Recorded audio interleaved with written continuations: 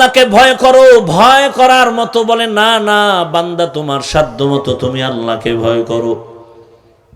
আমি যদি প্রশ্ন করি আপনারা কারা কারা আল্লাহকে ভয় করেন, যদি করি হাত উঠাবে নাকি? কি সবাই? একজন আল্লাহর বান্দা নামাজ পড়ে না, সেও হাত উঠায় বলবে আমি আল্লাহকে ভয় করি। আর কিছু চালাক থাকলে দুই পাও উঠায় দিব, বলবে আমরা চার হাত পায়ে আল্লাহরে ভয় করি। রোজা রাখে না বলে আল্লাহকে ভয় করি, গাঞ্জা খায় বলে আল্লাহকে ভয় করি, রসুলের সুন্নাত জবাই দিয়া ক্রিকেটারের গোলাম হয় বলে আল্লাহকে ভয় করি। আর আমি নামাজ রোজা দাড়ি টুপি ঠিক রেখে বলি আল্লাহকে ভয় করি। দুই ভয় সমান? আসলে তুমি ভয় করো না, ভয় জিনিসটা বোঝো না। শুনো আমার থেকে, একটা সন্তান মা বাবাকে ভয় করে, প্রমাণ কি? বলে মা বাবার চোখের সামনে অন্যায় করে না। কেন? বলে মাইরের ভয়। একটা ছাত্র শিক্ষকের ভয় পায়, প্রমাণ কি? বলে শিক্ষকের নজরে অন্যায় করে না। কেন? বলে মাইরের ভয়। ঠিক এই দুনিয়ায় যেই মানুষ আমার আল্লাহকে আসলেই ভয় করবে, গলায় ছুরি লাগাবে, দাড়ির মধ্যে কোনোদিন অস্ত্র লাগাবে না। দৌড়াতে হতো না। আবার কাউ স্বাধীন করছি, জুলাই স্বাধীন। স্বাধীন করলে আবার কেন মানুষের পেছনে দৌড়াতে হবে? কোরআনের বয়ান করব, মানুষকে সঠিক কথা বুঝাবো। র্যাব, আর্মি, পুলিশ বেতের বাড়ি দিয়া সরকারেরটা খাইয়া যা পারে না, এদেশের আলেমরা তার থেকে বেশি পারে মায়ার বয়ান দিয়া। কত ডাকাত, কত চোর, কত মদদি, মদের বোতল ফেলে নেশা ফালায়া চুরি বাদ দিয়া, ডাকাতি বাদ দিয়া 5 ওয়াক্ত নামাজি পাগড়িওয়ালা হয়েছে। যাও ঢাকা কলেজে গিয়ে দেখো, জাহাঙ্গীরনগরে গিয়ে দেখো, কত যুবক মাথায় পাগড়ি, বড় দাড়ি, বড় জামা দিয়ে কলেজে ক্লাস করে।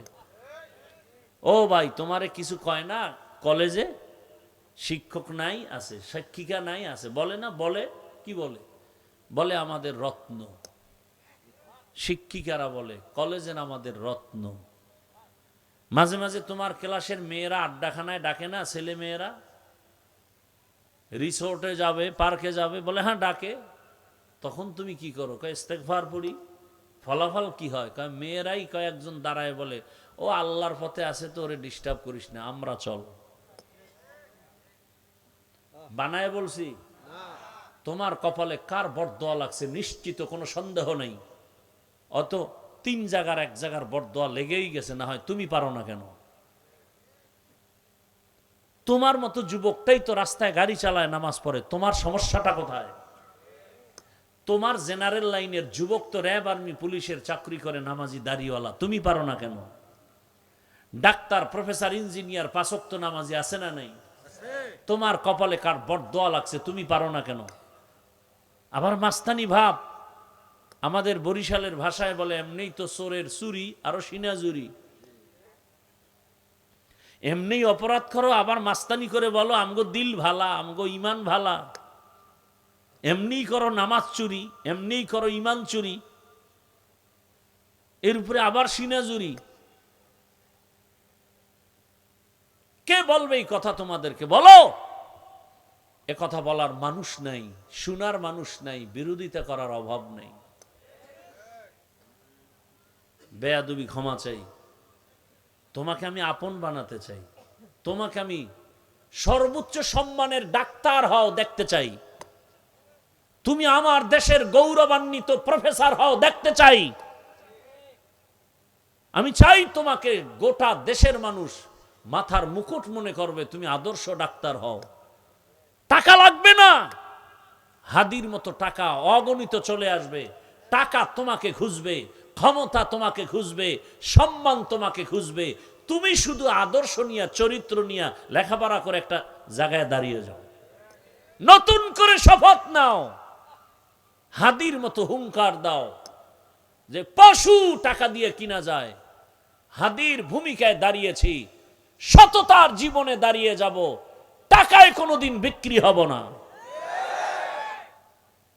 ভয় পাইতেছ? ভয় তো পাবাই, কারণ যারটা খাও নাপাক খাইতেছো, এটা না মানলে তো ভয় পাবাই।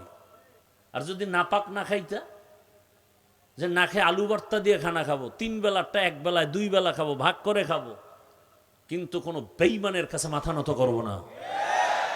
কারণ হারাম টাকা জানা সত্ত্বে হাতে নিব না, চরিত্র নষ্ট করব না। গোটা দুনিয়া তোমার কদম চুমতে থাকবে।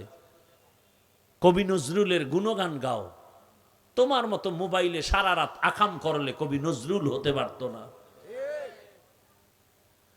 আফসোস,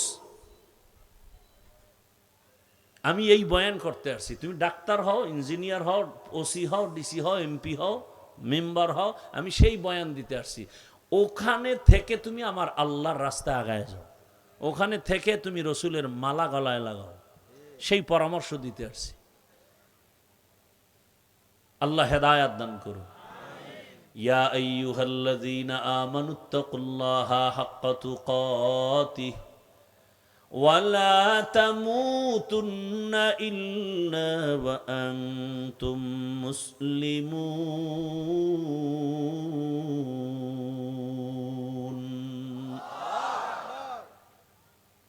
আল্লাহ তাআলা বলেন, ও মুমিন, তোমরা আমি আল্লাহকে ভয় করো, হক আদায় করে ভয় করার মতো। সাহাবায়ে কেরাম পেরেশান হয়ে গেলেন। রহমতের নবী, আল্লাহ যত বড়, ওই পরিমাণ হক আদায় করা কারো দ্বারা সম্ভব না। নবীও পেরেশান হয়ে আছেন, আর আল্লাহ জিবরাইল আমিনকে পাঠায় দিলেন, যাও নবীরে সান্ত্বনার আয়াত শুনায় দাও, ইত্তাকিল্লাহা মাস্তাতাতুম, আমার হক আদায় করে ভয় করা লাগবে না, বরং বান্দা তার সাধ্য মতো আমি আল্লাহকে যেন ভয় করে। ওই ভয়ের নাম তাকওয়া, ওই ভয়ের নাম খশিয়া, ওই ভয়ের নাম হলো খৌফ। আমি শুরুতেই বলছিলাম, জোর করে ভালোবাসা হয়। বয়ান শুনবেন না, আমি চলে যাব, আমার বহু কাজ। আমি এখন গিয়ে আবার মাঠে নামবো, কাজ আছে। কালকে সকাল থেকে আবার মিটিং। আপনাকে আমি বুঝাতে পারবো না যে আপনাদের 3 দিনের মাহফিলের থেকে আমার একদিনের মাহফিলের টেনশন আর খরচ না গেলে আপনাকে আমি বুঝাতে পারবো না। আমার মাহফিল মানে গোটা দেশের জন্য একটা সেন্টার, একটা মডেল, আমি ওভাবে চাই।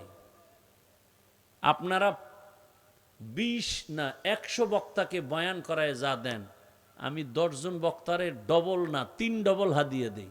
বাংলাদেশে আমি একজন ব্যক্তি যে আমার মতো হাদিয়া বক্তাদেরকে কেউ দেয় না। আল্লাহ আমাকে দিতেছে তো, সমস্যা কোথায়?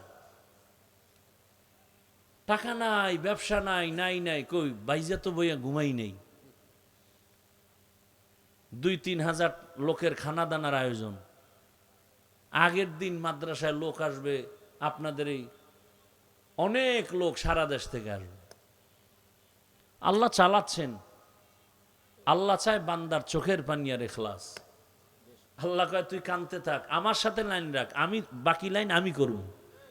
তুই কেন বান্দার পিছে ঘুরবি? তুই আমারে ডাক, তোর যা দরকার আমি ব্যবস্থা করব।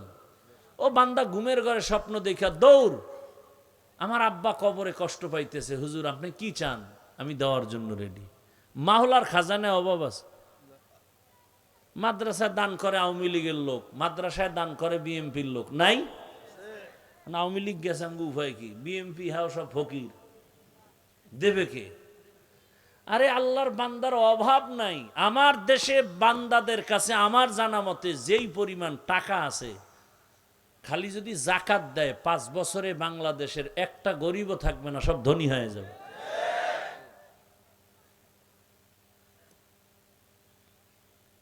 আর আপনারা তো কিছু দেখছেন, আমার থেকে তো মিডিয়ায় আপনারা ঘুরেন, অল টাইম যারা ফেসবুকের গোলাম হয়ে গেছেন। আপনারা তো দেশে জানেন কি পরিমাণ টাকা, মনে হয় যেন স্বর্ণের খনি সমুদ্রের ভেতর থেকে বের হয়ে আসতেছে।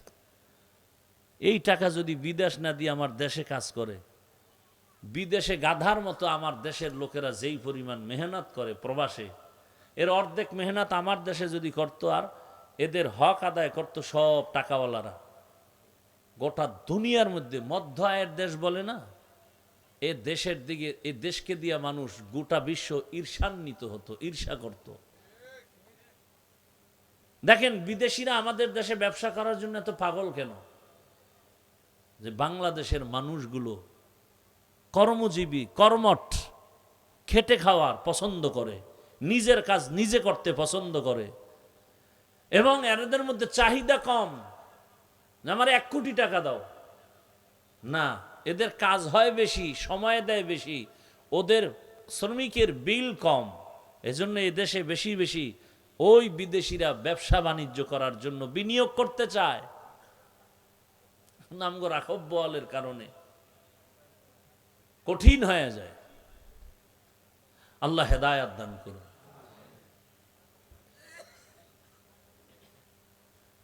দোয়া করি যে যে লাইনে আছেন, যুবক তুমি লেখাপড়া করো, টাকা লাগবে না, বাড়ি লাগবে না, কিচ্ছু লাগবে না, এক বেলা খাইয়া লেখাপড়া করো, চরিত্র আর আদর্শ ঠিক করে দাঁড়াও, 2 হাতে টাকা নিবা, খাওয়ার লোক থাকবে না, এক সময় দেখবা কিসের টাকার পেছনে দৌড়াও। গোটা দুনিয়ার কোটি কোটি হাজার কোটি টাকা তোমার পায়ের নিচে এসে চুম্বন করবে, স্যার কত কোটি চান, তা কাজ করে দাও।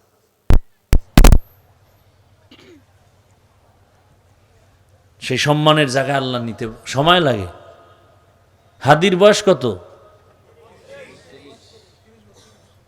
চিন্তা করা যায় কোনোদিন?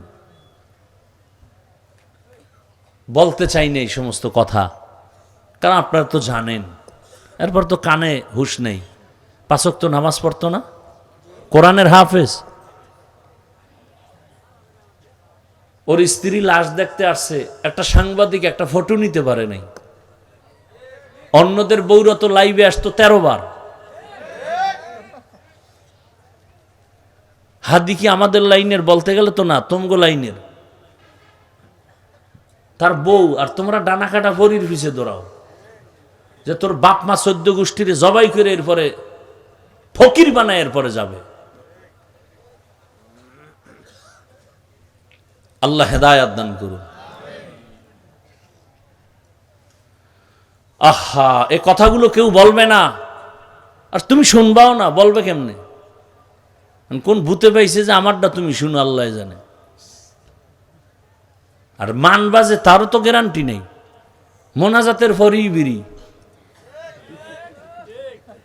বেলুন কিনছে বেলুন, আর একজনে প্লাস্টিকের মাছ, গান গাইতে গাইতে বাড়ি যায়। বউ কয় কি পাইছো? অজে কয় যে মোনাজাতে বেলুন কবুল হয়ে গেছে।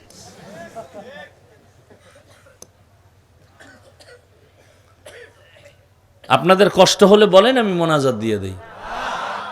আমার অনেক কষ্ট হয়, শুধু আপনাদের ভালোবাসায় কথা বলতেছি।